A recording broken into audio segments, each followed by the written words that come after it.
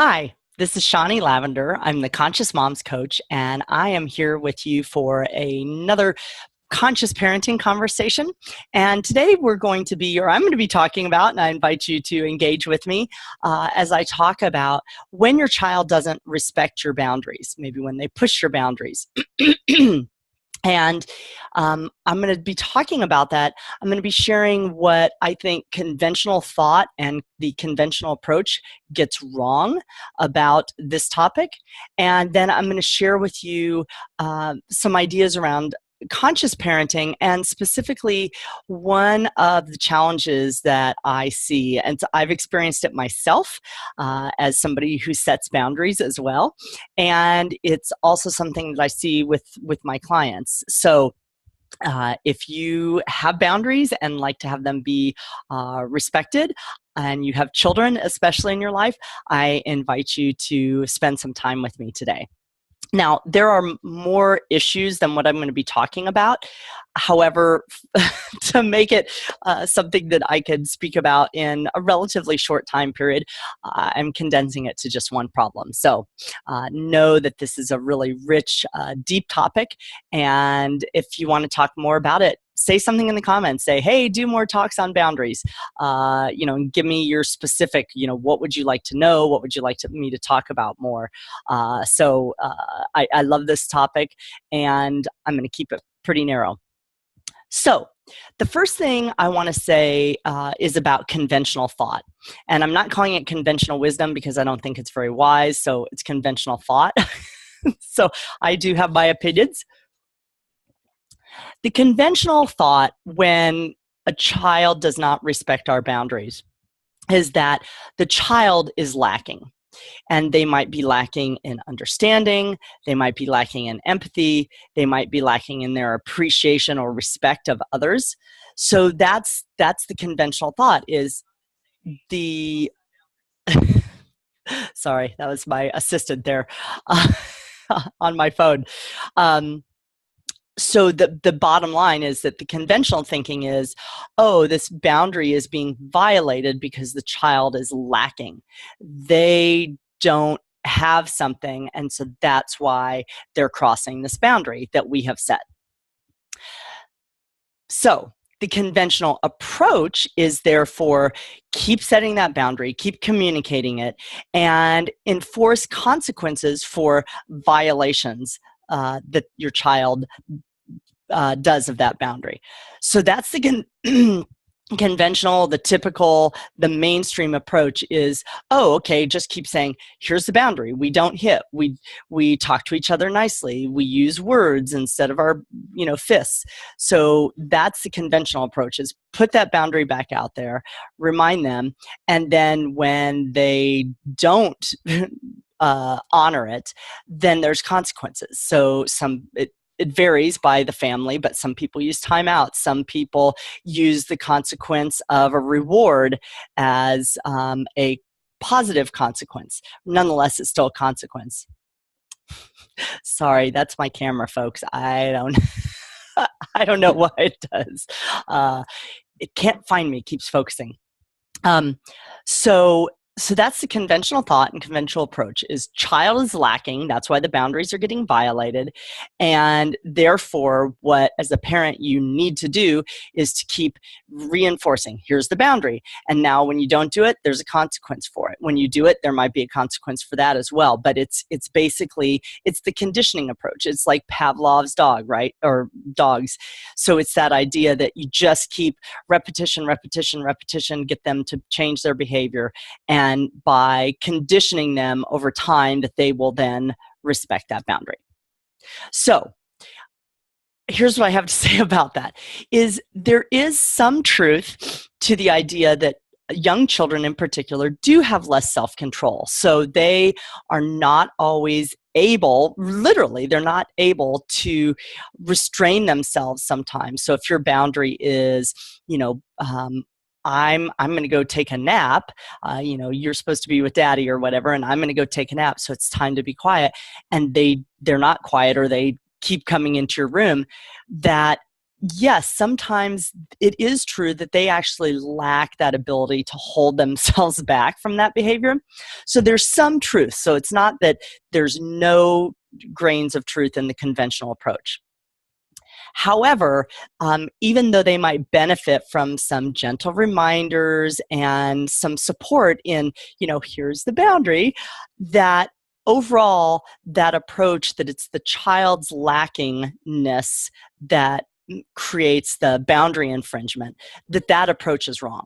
And so what I want to tell you about now is what's really true based on my experience and my knowledge, is that boundary problems are primarily about us as the adult, or as the parent in this case. Or in the case of a boundary, it's about the person who's setting the boundary. It's often about us. And today I want to share one specific area of problem, and that is around the holding or the honoring of boundaries. And I want to talk to you about what often gets in our way and what makes the situation worse. So that's what I'm going to do in just a minute. So here is the broad issue overall, that when we set a boundary, it's our boundary. So it's not our child's boundary, it's our boundary. We've set it for a reason. And it's our job, therefore, to hold it, to have it honored, to maintain it, to enforce it, whatever words you want to use. It's our boundary, so it's up to us. It's our responsibility. And so here's how we get into problems, is that what I see is that often we don't, as the parent, we don't enforce, hold, maintain that boundary because we have fear or we have false beliefs.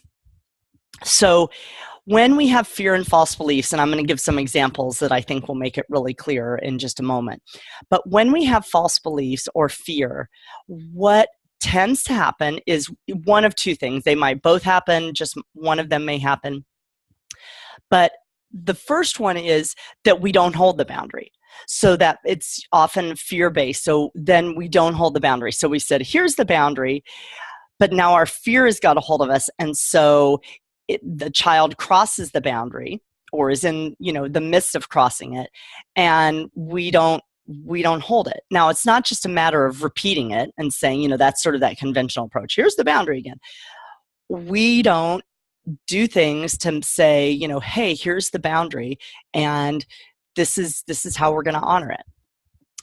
The other thing that happens is often we then overreact when the boundary gets violated, crossed, impinged upon. Then we tend to overreact. And in that overreaction, what I'm talking about is we tend to get angry. We tend to want to exert some kind of force. This goes back to the old parenting paradigm, right? The conventional approach is, so then we're wanting to force our child to, you must stop violating this boundary. So we get forceful about it. We get upset, and we are upset with our child. So it really becomes this personal thing. We take it very personally. And so now we get into this thing where we're upset with them and we come down on them, or we punish them, or we do something in anger or very strong irritation, frustration, that then makes things worse. So let me give a couple examples, and again, hopefully this will make this really clear. So let's take that example earlier on of, we're going to get some rest. We're going to take some quiet time. Maybe our other partner is there, or we have, maybe we have a nanny or a babysitter there in our home so we can get some rest. So let's say that our child, comes into the room, or they're yelling outside the door, "Mommy, I want you," or "Daddy, come here, come here." Whatever's happening, let's say that's happening. And so if we're governed by fear in that moment, one of our fear-based thoughts might be, I can't get my child to stop, because then they'll be upset and then it'll be even a bigger deal. And so, I just can't do it. That's a fear-based thought. It's like, okay, I can't do this because then there's going to be consequences for that I'm not prepared to deal with, or I'm not able to deal with, whatever it is. And so then we don't say, hey, here's this boundary. That's an example.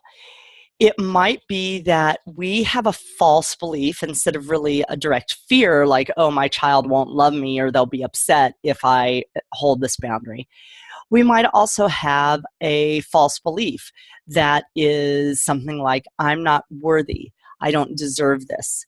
And so if we've got that running in the background, and it's not about I don't deserve necessarily this nap or this rest, but it's this overall false belief of I don't deserve good things. There's something wrong with me that therefore I don't deserve to be treated well.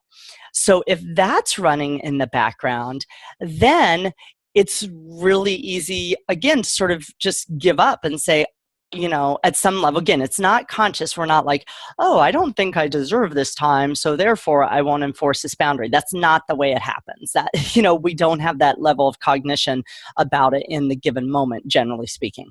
I would say like 99.9% of the time. But if that belief is running in the background, then it's really easy for us to let down our own boundary, and basically because we're like, I'm not worth it. That's what's going on underneath. And so our actions that we manifest out of that belief are an unwillingness to hold the boundary, an unwillingness to believe that we deserve that. So those are a couple examples. So I want to pause and see if there's questions about those, or if maybe you have your own example as well. So let me check in and see if there's some questions. So a question or a statement came up about that children do need opportunities to learn boundaries. And I agree that there definitely is truth in that. What I think, though, that when we come at it from that approach, there still often is a tendency to see, not maybe this person who made the comment. For many parents, though, there is this way of tending to think about children as, oh, they're doing this, that there's sort of some kind of malevolent intent, that, oh, they're violating this boundary because, they don't get it and I need to make them get it. So I think for some parents, I would be cautious about thinking, oh, I need to teach them boundaries, because it can, for some parents, very easily slip into, then again, this idea that somehow the child is at fault for crossing the boundary, versus the child has a need or a want that they want to express, and that's what they're mindful of. That's where their attention is, given their stage and age of development. That's what they know. So they don't have the ability to hold sort of both and at the same time. Oh, I have this want and mom's taking a nap. Or, oh, I have this need right now and, baby brother is sleeping, and so, mom has asked me or dad has said, let's do things in a certain way so baby brother can still get his needs met. So it's a great observation that you made, Desiree. And for some parents, I think it's a challenge to make a distinction between that, so that they don't go over into, again, that overreaction, that somehow this child needs to learn that there are boundaries. And that's often what I see. It's like, again, it's like there's this harshness that we bring to boundary violations. It's like we're standing in the DMZ or something, that somehow we've got to, get back to your side. This is where you are. And that may not be your issue. And I love that it hopefully is not. And for some parents, it's definitely what I see. So I'm not going to talk necessarily about all kinds of solutions. What I do want to invite, though, to avoid that sense of harshness, is to really look at what's going on for you? So when your child seems to be stepping across boundaries, doesn't seem to be respecting them, is rather than saying, okay, what do they need to do differently? Or what do I need to tell them so they'll do their part differently? I like to turn it back to us for a couple reasons. One, the only power we have in this world is over ourselves. So even as parents, yes, can we do things that our children are very likely then to, follow through on? Yes. When we threaten our children, many of them will then do as we say. Personally, to me, that's not a good trade-off. I don't want that trade-off. I don't think that that's a good deal for me, for my daughter. So yes, we can do some things and think that we do have power, control over others, and yet that's a false belief. We only have power over ourselves. So I like to turn it back to us because that's where our power lies.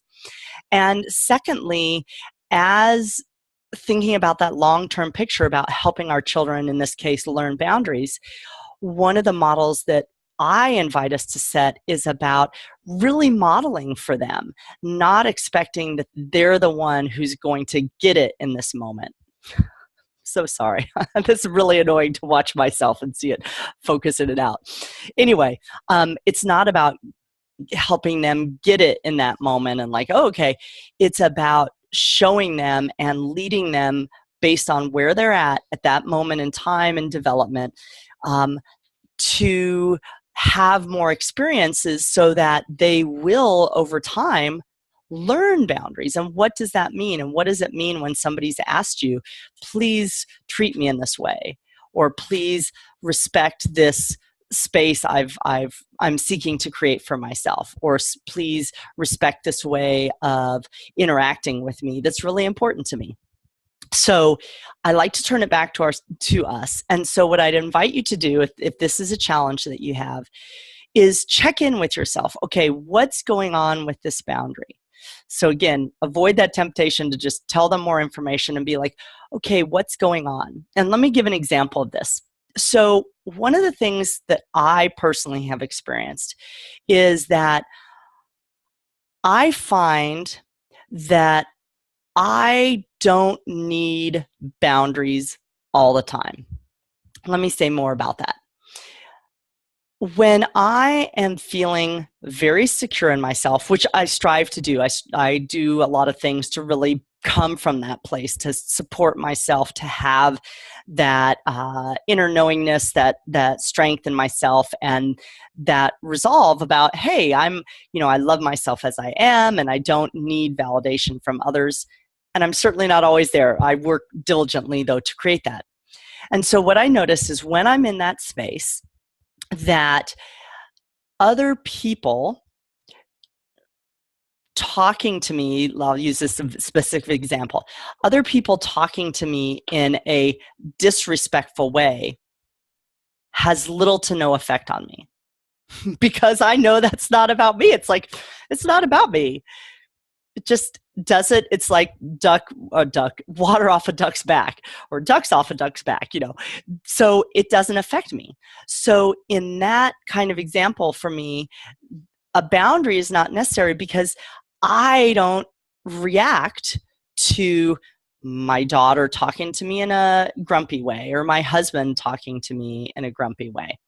So that to me is part of what I experience. When I'm not solid in myself, when I'm not loving myself, when I'm feeling uncertain about myself, then I have a much more conditional experience of life. So when other people are unloving or disrespectful or grumpy or whatever their behavior is to me, I am knocked off kilter by that.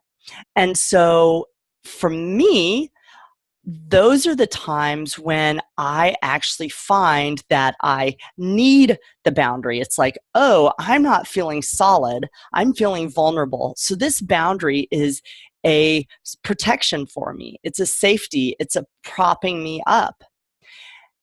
So that's what I notice. And to me, that's so amazing because then we learn that at some level, many of the boundaries that we may be setting for ourselves really aren't necessary, because it's not about getting other people to honor us and treat us in certain ways. It's about us treating us certain ways. And this is really revolutionary. You know, some of you watching this may be like, oh, I know this already and I do this. And if you are there, yay, I'm excited, because that is an evolution that we're having in our culture, that we realize that we get to choose. Other people don't get to make us feel certain ways. I have other videos about this, you know, about making me feel a certain way. No, none of you have the power to make me feel a certain way, nor do I have a power to make you feel a certain way. Now, I can do things certainly that are more loving or less loving, that, you know, do make it easier potentially for you to react to that, and vice versa. But like I'm saying from my own example earlier, when I'm really solid in me, I don't need to say to my daughter, please talk to me nicely. It's like that's not the normal way she talks to me. And so it's like she already knows about that. She's human. And so sometimes she gets grumpy and she doesn't talk in a loving way. And when I'm solid in me, I don't need to enforce a boundary, because it's like I'm not impacted by it. What I tend to do in those moments, I'm really aware, like, oh, there's something there for her. And so I can be more loving. I can be more empathetic. I can be more open to sensing, like, what's going on for her, that for whatever reason, the talking to me in an unloving way seems like a fit, you know? So, and to me, that's ultimately what I would be going for anyway. It's like supporting her to have that self-awareness and learn, gee, how can I, you know, express myself in ways that are easy for people to hear? Um, so I wanted to share that, because that's what I've noticed, is that when we bring it back to ourselves and we say, what's really going on here? I'll give another example in just a minute, but when we turn it back and we say, what's really going on here? Why is this boundary that's being crossed, or, you know, starting to get crossed? Why is that an issue for me? It's not judging it. I'm not saying, oh, you shouldn't have that issue. I'm not judging you for having it. It's simply an invitation to say, look at yourself and say, why is that? Why is that bothering me? So let me pause, and then I'll come back, hopefully, and give another example if I remember. Okay, so another example is that when I don't take care of myself, and specifically what I mean, one of my habits that I'm working on, I'm working on making it not a habit, is that I tend to, with certain aspects of self-care, I tend to put myself last, or pretty low on the list. But I don't put myself last most of the time, but still can, you know, oh, mom's down here, this need of mine, this want of mine. And so when I do that, what I notice is that, and it's usually pretty unconscious, it's just I'm doing my stuff. So I'm doing my work, I'm doing my Facebook Lives, you know, I'm working with clients. And so it's a subtle thing for me. I try and shoehorn more things in, like, oh, I've got 5 minutes, I can do this one other thing, you know. So that's what it looks like for me. So when I'm doing that kind of behavior, doing those kind of behaviors, what I notice is that then basically sort of the thoughts that are getting fueled in my mind, and this, again, it's unconscious, but I know what's happening because I've spent time unpacking this and figuring it out and dissecting it, if you will. So the thoughts that are getting fueled for me when I do those behaviors are things like, my value is from what I do, versus my value is simply inherent because I'm a human being and I'm worthy as a living being. Other thoughts that are there are, I need to take care of others. Others are counting on me. Let me see, there was one more I wanted to share. Oh, this usually shows up as, hold on, I want to grab the thought in an accurate way here. I can take care of me later. So those are the thoughts that get fueled for me when I get into those set of behaviors I was talking about. And if you fast forward a little bit through my day, now let's say that my daughter is home from school and she's wanting some time and attention from me, which I like to give her. Now, however, I have been sacrificing myself throughout the day, mostly unconsciously. And these beliefs that I just talked about were getting fueled and stoked up. And so now, when she's wanting time and attention from me, it is much easier for me to interpret her wanting time and attention as her not valuing and respecting me and my needs. So let me say that again. So then when she wants time and attention from me, when I get into the set of behaviors and beliefs that I've been talking about, it is much easier for me to ascribe to her behavior that she doesn't respect me. She doesn't respect and value that I need time for me. And I think you can see that this would really set me up when that's what I'm then putting onto her. That's what I'm doing basically, is an unconscious label of her wanting and needing me. I am putting that label onto her. And now I am very much priming myself to be in confrontation with her. And I'm going to check in with you all in a minute and make sure this makes sense, because I think this is so, again, it's so revolutionary that when we realize this, it's not saying that she doesn't have her role. Absolutely, yes.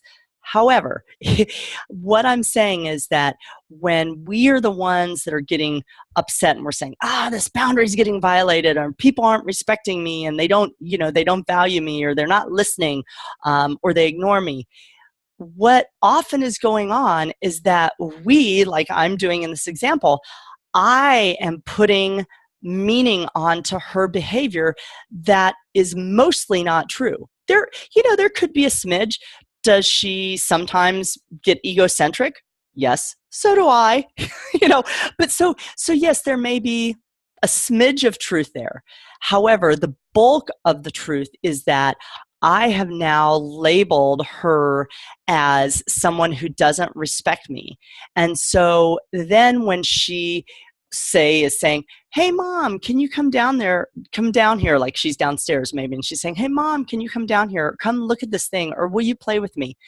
Now I'm starting to feel edgy about it. It's like, no, I don't have time. I have something to do.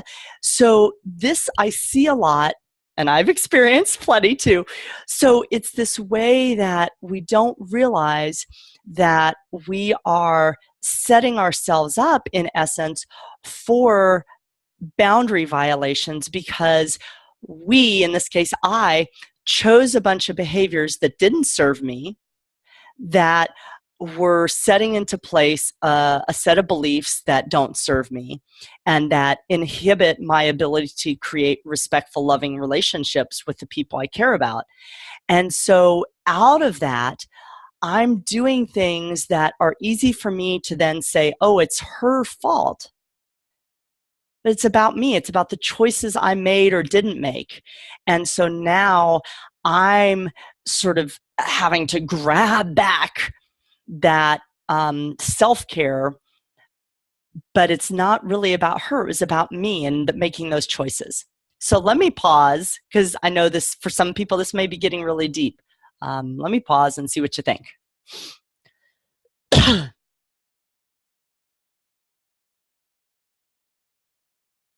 Thanks, Claudia. Thank you for the comments. Any questions about this? Does this make sense?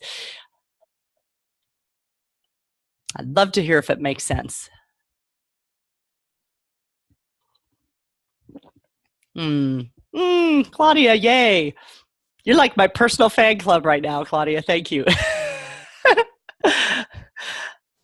I really love it, though, because for those of you that know me, you know that this is This is part of my orientation with my parent coaching. That's why I say I'm not a parenting coach. I'm a parent coach. I work with parents because there's so much that we can do. Some of them are little micro shifts, some of them are big, and yet there's so much that we can do that will transform how our family experience is. Hi, Kenzie. Thanks, Desiree, for the feedback, too. I'm glad it makes sense. And none of this is about blame. That's the old style. It's like, oh, crap, it's my fault. Let me re-record. Hold on. I want my YouTube people to get this. Apparently, I didn't unpause. So restart. So none of this is about blame. This is not about saying, gee, Shawnee, you did a crappy job. If you just take care of yourself, you wouldn't have these things happen. It's not that. That doesn't serve me. That doesn't serve you to go in that line of thinking either. What I am inviting and encouraging you to do, though, is to take those pauses to say, what's over here on my side? What's contributing here to the situation that's getting co-created? When my daughter has some needs that maybe I'm not identifying as well, yeah, she may be more likely to sometimes ignore what I've said. If I said, hey, I'd like 5 minutes to finish something, if she's got something going on, yes, she may be more prone to ignoring my boundary. And I've said, hey, this is what the boundary is. So yes, there are times and important ways that we do want to help our children grow in their awareness and understand what their responsibility is in co-creation. What I find, though, is, again, that the typical parenting response is, what can I do to make my child do their part differently? And I find that is, one, it perpetuates an old style that most of us didn't like when we were parented in that way. And so it's like, if we didn't like it, why do we want to keep doing it with our children?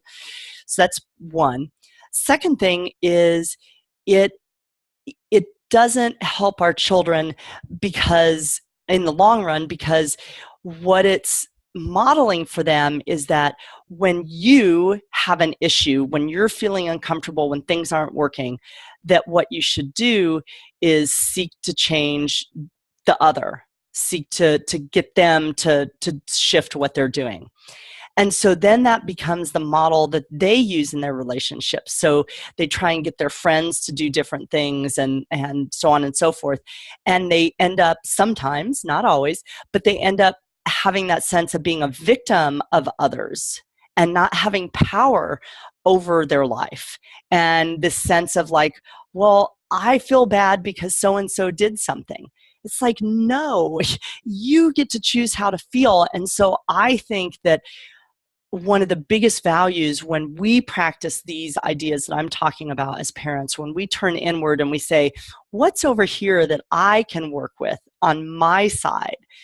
Yes, I'll talk to them still. And yet, really, let me focus here. Not only do we have the most power there to affect change, we're giving our children a model of, you know what? You always get to choose. You always get to choose how you're going to be, no matter what life throws at you. Because guess what?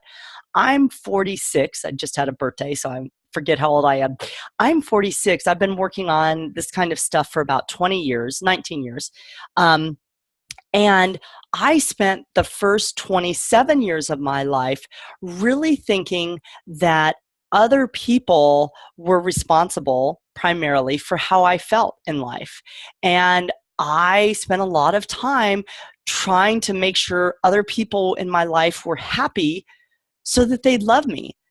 That's dang tiring. And that is not what I want my daughter to do. Yes, do I want her to respect other people? Absolutely. Do I want her to also be able to say, you know what? This relationship doesn't work for me. I'm not willing to stand in a relationship where this is the mode of being. Yeah, so I want her to have both. I want her to have both those skills. And so I believe that by practicing these skills as a parent to say, boundaries getting violated. Yes, there's things I want to talk to my child about. And yet, what's on my side that I can look at, that I can adjust, that I can tweak to create a different experience for myself, even if this other person, my child in this case, is not willing to honor this boundary themselves. What am I going to do differently? What am I going to do out of a place of love and acceptance rather than retaliation or shaming or somehow coercing or manipulating somebody else to try and get something that I want? One valuable way that you can also, check in with yourself and connect is let your mistakes guide you. So most of us tend to have a negative interpretation of mistakes, right? I mean, they're called mistakes, right? So we guilt ourselves, we shame ourselves. We're like, I shouldn't, why haven't I learned this yet? To me, a different way to look at mistakes are, okay, what is it that made it easy for me to be so grumpy with my daughter? This happened just the other night. Just the other day, I lied to my husband. It was about something inconsequential, but I did it nonetheless. And so it's like, wait a minute, what led me to do that? So to me, one of the beautiful things about when we make mistakes are that if we look at it and say, what led me to that choice? We have such rich information available, and it may take us practice if you're not used to checking in with yourself, to having some inner dialogue, to being aware of your feelings, the physical sensations in your body.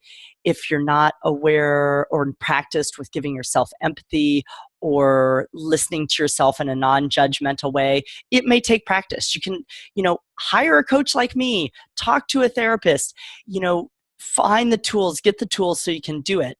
But when we take that time to look at mistakes, what I find is, we're like detectives. We get these clues about what is leading us into these behaviors that we don't want.